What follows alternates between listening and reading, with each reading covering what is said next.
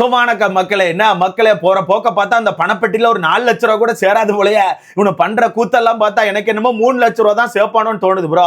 ஏன்னா big pass டீமை பொறுத்தவரைக்கும் பயங்கரமா ஒரு வேலையை பார்த்திருக்காங்க. கொடுக்குற டாஸ்க் எல்லாமே மொக்க டாஸ்க் தான், ஆனா கொஞ்சம் டிஃப்ரெண்ட் டாஸ்கா இருக்கு. நம்ம ஆட்களை பொறுத்தவரைக்கும் நல்ல டாஸ்க் கொடுத்தாலே டிஃப்ரெண்டா தான் பிளே பண்ணுவாங்க. அப்படி இருக்கும்போது டிஃப்ரெண்டான டாஸ்க் கொடுத்தா இன்னும் டிஃப்ரெண்டா பிளே பண்ணுவாங்க.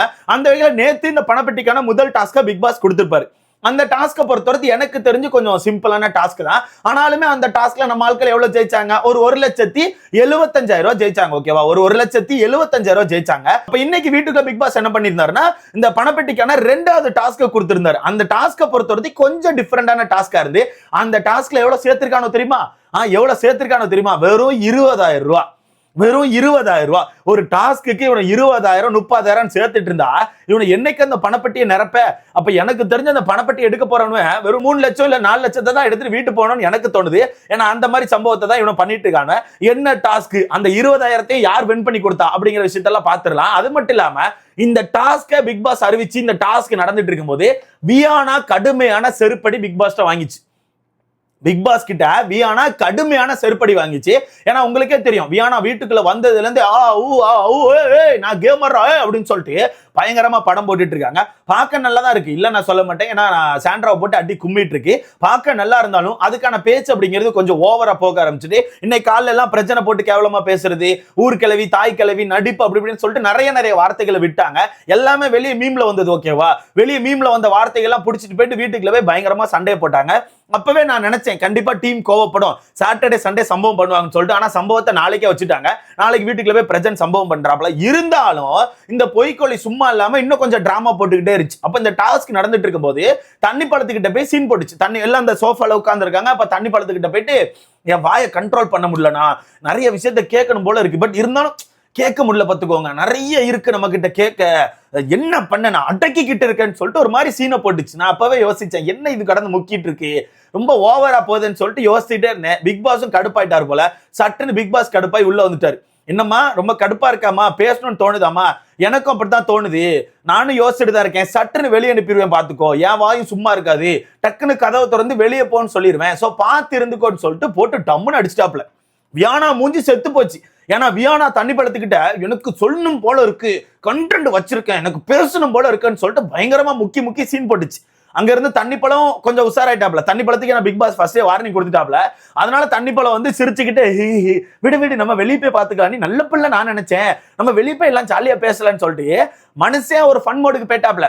நம்ம முன்னாடியே சொன்ன மாதிரி தான், தண்ணி பழம் தனியா இருந்தா ஃபன்னு தான், அது சேர்ற ஆட்களை பொறுத்து தான் அந்த ஆள் வந்து கொஞ்சம் மாறும். ஓகேவா? இப்ப வீட்டுக்குள்ள கொஞ்சம் ஃபன்னா தான் இருக்காப்ல, ஒரு மாதிரி சிரிச்சுக்கிட்டு நிறைய கண்டென்ட் பேசிட்டு ஃபன்னா தான் இருக்காப்ல. அப்ப அந்த இடத்துல தண்ணி பழம் என்ன சொல்றாருன்னா, விட்டு நம்ம வெளியே போய் பேசிக்கலாம் அப்படின்னு சொல்லிட்டு மனுஷன் ஃபன் பண்றாப்ல.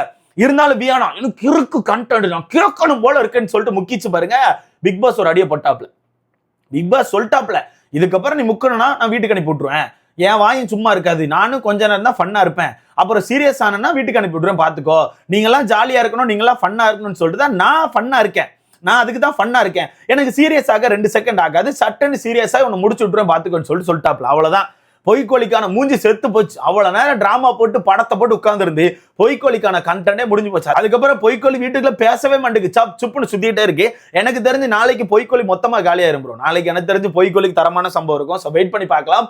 அந்த வகையில் இந்த டாஸ்கை பொறுத்தவரைக்கு கொஞ்சம் டிஃபரெண்டான டாஸ்க் எப்படி கொடுத்துருக்காங்கன்னா, எல்லாம் தனித்தனி தான் பிளே பண்ணோம். எல்லாம் ஆக்டிவிட்டி ஏரியால தான் இந்த டாஸ்க் வச்சிருக்காங்க. இதுக்கான ப்ரோமோ கூட ஹாட் ஸ்டார்ல வந்திருக்கோம், கண்டிப்பா பார்த்துருக்கலாம். லைவ்ல முடிஞ்சிட்டு ஆல்ரெடி. இது என்ன மாதிரி டாஸ்க்னா, ஒரு டேபிள் மாதிரி வச்சிருக்காங்க. ஓகே, ஒரு ரவுண்ட் டேபிள் மாதிரி. அந்த மேல வந்து ரவுண்டா ஒரு பிளேட் மாதிரி இருக்கு, ஒரு ரவுண்டா ஒரு பிளேட் மாதிரி இருக்கு, நல்லா கண்ணாடி பிளேட் மாதிரி இருக்கு. அந்த பிளேட்டுக்கு மேல நிறைய ரெட் கலர் பால்ஸ் இருக்கும், நிறைய ரெட் கலர் பால்ஸ் இருக்கு. நடுவுல வந்து ஒரு 3 கோல்டன் பால்ஸ் இருக்கும். நல்லா பாலை வச்சே டாஸ்க் முடிக்கிறானப்பா. போன சீசன்லாம் கட்டன்னு கட்டையில போயிட்டு இருந்து, இந்த சீசன் பால்னு பால்ல போயிட்டு இருக்கு. அப்ப சின்ன பால்ஸ் தான், சின்ன ரெட் கலர் பால்ஸ். அதுக்கப்புறம் 3 கோல்டன் பால்ஸ் வந்து அந்த ரெட் கலர் பால்ஸ்க்கு நடுவுல இருக்கும். ஓகேவா? கோல்டன் பால்ஸ் தான் நமக்கு பாயிண்ட்ஸ். அப்ப இந்த டாஸ்க் எப்படி பிளே பண்ணோம், பசர் அடிச்ச உடனே இந்த ரெட் கலர் பால்ஸ் வந்து ஊதி கீழே தள்ளணும். அந்த பிளேட்ல இருந்து ரெட் கலர் பால்ஸ் வந்து ஊதி கீழே தள்ளணும். ஆனா அந்த கோல்டன் பால் கீழே விழுந்துடக்கூடாது, ஏன்னா கோல்டன் பால் தான் நமக்கு மதிப்பு. ஓகேவா? ரெட் கலர் பால் எல்லாத்தையுமே தள்ளி விட்டு வெறும் மணிக்கு அந்த கோல்டன் பால் மட்டும் மேல இருக்கணும். வெறும் கோல்டன் பால் மட்டும் அந்த டேபிள்ல இருந்தா ஒரு கோல்டன் பாலுக்கு 10,000 மதிப்பெண்கள். 10,000 ரூபான்னு வச்சுக்கலாம். 10,000 மதிப்பெண்கள் வேண்டாம், 10,000 ரூபா. ஓகேவா? அப்போ ஒரு கோல்டன் பாலுக்கு 10,000 ரூபா கொடுத்துருக்காங்க. அங்க 3 கோல்டன் பால் இருக்கும். ஒவ்வொருத்தரா தனித்தனியா தான் அந்த டாஸ்க்கை விளையாடுவாங்க. ஒவ்வொருத்தரா போயிட்டு அந்த 3 கோல்டன் பாலையும் கரெக்டா நிப்பாட்டிட்டு மத்த ரெட் கலர் பாலை ஊதி விட்டுட்டாங்கன்னா ஒவ்வொருத்தருக்கும் 30,000 ரூபாய் கிடைக்கும். எப்படி? ஒவ்வொருத்தருக்கும் 30,000 ரூபாய் கிடைக்கும். ஆனா போன எல்லாருமே ஊதுறவங்க பேர்ல எல்லா பாலையும் ஊதிட்டாங்க. எப்படியே போயிட்டு அந்த டாஸ்கை பிளே பண்றவங்க பேர்ல எல்லாருமே எல்லா பாலையும் ஊதிட்டாங்க. எல்லா பாலையும் ஊதியாச்சு. 2 பேர் மட்டும்தான் ஒரே ஒரு பாலை நிப்பாட்டினாங்க. ஒண்ணு நம்ம அவர் பேர் என்ன, கானா வினோத். கானா வினோத்தை பொறுத்தவரைக்கும் டாஸ்க் நல்லா தான் விளையாடுவாரு. அவருக்கு எவனோ டிக்கெட் ஃபினாலையில சூனியம் வச்சுட்டான், அவ்வளவுதான், வேற ஒண்ணும் இல்ல. டிக்கெட் ஃபினாலே மட்டும் தான் அவருக்கு சூனியம் ஆயிருச்சு. அந்த வகையில அந்த மனுஷன் கொஞ்சம் கரெக்டா பிளே பண்ணி ஒரு பாலை நிப்பாட்டிட்டாப்ல, ஒரு கோல்டன் பாலை நிப்பாட்டியாச்சு. அப்போ 10,000 மதிப்பெண்கள் அந்த மனுஷனுக்கு கிடைச்சு. அடுத்ததா லைனா வீட்டுக்குள்ள எல்லாருமே போறாங்க. ஆனா எல்லாருமே சொதப்பிட்டாங்க. அதுக்கப்புறம் கடைசியா நம்ம திவ்யா போறாங்க. திவ்யா நல்லா பிளே பண்ணாங்க. திவ்யா பொறுத்தவரைக்கும் நல்லா பிளே பண்ணாங்க. கடைசியா 2 கோல்டன் பாலை நிப்பாட்டினாங்க. எல்லா ரெட் கலர் பாலும் விழுந்துட்டு கடைசியா 2 கோல்டன் பாலை நிப்பாட்டினாங்க. ஆனா ஒரு பால் மட்டும் உருண்டுச்சு. அதை ஊத ட்ரை பண்ணும்போது சொரனை பொத்துட்டு அந்த பக்கம் போய் விழுந்துச்சு. அப்ப அவங்களும் ஒரே ஒரு கோல்டன் பால் நிப்பாட்டிட்டாங்க. அப்ப அவங்களுக்கு ஒரு 10,000 ரூபாய் கிடைச்சிச்சு. மொத்தமே இந்த டாஸ்க்ல 20,000 ரூபாய் தான் வின் பண்ணிருக்காங்க. அப்ப அந்த பெட்டிக்குள்ள ஆல்ரெடி ஒரு 1,70,000 சம்திங் எவ்வளவு இருந்துச்சுன்னு சொன்னார் பிக் பாஸ். நேத்து பார்க்கும்போது 1,40,000 தான் சொல்லியிருப்பானு, அப்படிதானே? ஆனா இவனை தப்பா கவுண்ட் பண்ணிருக்கானு, ஏதோ நோட்டை தப்பா எண்ணிட்டானு போல. பிக் பாஸ் டீம் வந்து நைட் எண்ணிருக்காங்க போல. 1,70,000 சம்திங் இருந்திருக்கு. அப்போ ஒரு 20,000 இப்ப சேர்த்திருக்கானு. சொல்ல போனா ரவுண்டா 2 லட்சம் ரூபாய் தான் அந்த பணப்பெட்டிக்குள்ள இருக்கு. ரவுண்டா 2 லட்சம் ரூபாய் தான் அந்த பணப்பெட்டிக்குள்ள இருக்கு. அப்படி இருக்கும்போது இந்த பணப்பெட்டியை எவன் எடுக்க போறான், என்ன பண்ண போறான்னு தெரியல. இன்னும் எத்தனை டாஸ்க் வரப்போகுது, எத்தனை டாஸ்க்ல எவ்வளவு அமௌண்ட் வரப்போகுது, ஒன்னும் தெரியல. இது எங்க போய் நிக்க போறேன் எனக்கு தெரியல. ஆனா எனக்கு தெரிஞ்சு இந்த சீசன்ல பணப்பெட்டியில வந்து அமௌண்ட் வந்து கம்மியா தான் இருக்கும்னு எனக்கு தோணுது. ஏன்னா டாஸ்கை வின் பண்ணி தான் சேர்க்க வேண்டியிருக்கு. அப்படி இருக்கும்போது எப்படி சேர்க்க போறானோ, எவ்வளவு சேர்க்க போறான்னு தெரியல. இப்போதைக்கு ஒரு 2 லட்சம் ரூபா வச்சுக்கலாம். ரவுண்டா 2 லட்சம் ரூபா அந்த பெட்டிக்குள்ள இருக்கு. ஆனா இன்னும் பிக் பாஸ் வந்து அந்த பெட்டி எடுக்கலாம்னு சொல்ல. மேபி நாளைக்கு தான் சொல்லுவாருன்னு எனக்கு தோணுது ப்ரோ. நாளைக்கு வந்து கண்டிப்பா சொல்லுவாரு. ஏன்னா பிரஜன் வந்து நாளைக்கு தான் உள்ள போறாரா. அப்ப பிரஜன் வந்து கண்டிப்பா ஏதாச்சும் கண்ணு காமிப்பாரு, நமக்கு டைட்டில் கிடைக்க போறது இல்ல, நீ பெட்டியை தூக்கிறன்னு சொல்லிட்டு கண்டிப்பா கண்ணு காமிப்பாரு. அப்ப நாளைக்கு வந்து பிக் பாஸ் டீம் வந்து பெட்டி எடுத்துக்கலாம்னு சொல்லுவாங்க. ஒரு 3 லட்சம் ரூபா 4 லட்சம் ரூபா இருக்கும்போது சாண்ட்ரா வந்து சரி வரட்டாம மீட்டர்னு எடுத்துட்டு போக வாய்ப்பு இருக்கு.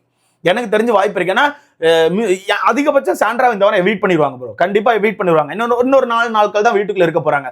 ஒரு 4 நாள் வச்சாலுமே 4 நாள் சேலரி சும்மா ஒரு நாளைக்கு 20,000 வச்சா கூட பெருசா சம்பாதிக்க போறது இல்லை. ஒரு 80,000 தான் சம்பாதிப்பாங்க. அப்படி இருக்கும்போது ஒரு 3-4 லட்சம் ரூபாய் பணப்பெட்டியை தூக்கிட்டு போனா லாபம் தானே.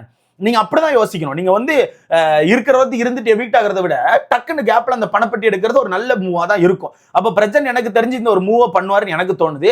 நாளைக்கு பணப்பெட்டியை பிக் பாஸ் வந்து யார் வேணா எடுத்துக்கலாம்னு சொல்லுவாருன்னு எனக்கு தோணுது. அப்ப இந்த பணப்பெட்டிக்கு 2 பேர் போட்டி போடுவாங்க. ஒன்னு விக்ரம், இன்னொன்னு சாண்ட்ரா. 2 பேர் போட்டி போட போறாங்க. 2 பேர்ல யார் அந்த பணப்பெட்டி எடுக்க போறாங்கன்னு தெரியல. சோ வெயிட் பண்ணி பார்க்கலாம். ஆனா வியானாக்கு சரியான செருப்படி. வியானாக்கு பிக் பாஸ் கொடுத்த சரியான செருப்படி. டீம் வந்து ரொம்ப தெளிவா இருக்காங்க ப்ரோ. அந்த ரெட் கார்டு மேட்டரை வந்து பேச விட்டுறக்கூடாது, ரெட் கார்டு மேட்டரை வந்து வெளியே கொண்டு வந்துடக்கூடாதுன்னு சொல்லி டீம் வந்து ரொம்ப தெளிவா இருக்காங்க. ஏன்னா முன்னாடியே சொன்ன மாதிரி தான் ஒவ்வொருத்தருக்கான பாயிண்ட் ஆஃப் வியூ டிஃபரெண்டா இருக்கும். ஏன்னா அந்த பொய்க்கோலியை பொறுத்தவரைக்கு அந்த ரெட் கார்டு மேட்டர்ல உடனே ஸ்டாண்ட் பண்ணுது ஃபாருக்கும் காமுக்கும் தான் ஸ்டாண்ட் எடுத்துச்சு. அதே மாதிரி தண்ணி பழமும் அதே மாதிரி தான். ஸோ அவங்களுக்கான ஸ்டாண்ட் வேற மாதிரி இருக்கும். ஆனால் டீம் வந்து நிறைய விஷயங்களை யோசிச்சு தான் ரெட் கார்டு கொடுத்துருப்பாங்க. நிறைய விஷயங்கள் அவங்க கையில இருக்கும். அதை பார்த்துட்டு தான் ரெட் கார்டு கொடுத்துருப்பாங்க. அப்படி இருக்கும்போது டீம் என்ன பண்ணுவாங்கன்னா இந்த விஷயங்களை இவங்களை வீட்டுக்குள்ள பேச வச்சு அதை இன்னொரு கண்டென்ட் ஆக ட்ரை பண்ண மாட்டாங்க. அப்ப இவங்களை பேச விடக்கூடாதுன்னு சொல்லிட்டு பேசக்கூடாதுன்னு சொல்லி தான் அனுப்பியிருக்காங்க. இருந்தாலும் இந்த பொய்க்கோளி எனக்கு பேசணும்னு சொல்லி சீன் போடும்போது பிக் பாஸ் டென்ஷன் ஆயிட்டாரு. இதுக்கப்புறம் நீ சீன் போட்டா நான் வெளியே அனுப்பிடுவேன், இதுக்கப்புறம் நீ வாயை திறந்து ஏதாவது சொல்ல நினைச்சேன்னா எனக்கும் கோவம் வரும், நான் வெளியே அனுப்பிடுவேன்னு சொல்லிட்டு ஓப்பனா சொல்லிட்டாப்ல. பார்க்கலாம் என்ன நடக்குன்னு சொல்லிட்டு. இதை பத்தி உங்களுக்கான கருத்து என்ன? பணப்பெட்டியில எவ்வளவுதான் சேர வாய்ப்பு இருக்கு நீங்க நினைக்கிறீங்க? எனக்கு தெரிஞ்ச அதிகபட்சம் ஒரு 4 லட்சம் ப்ரோ.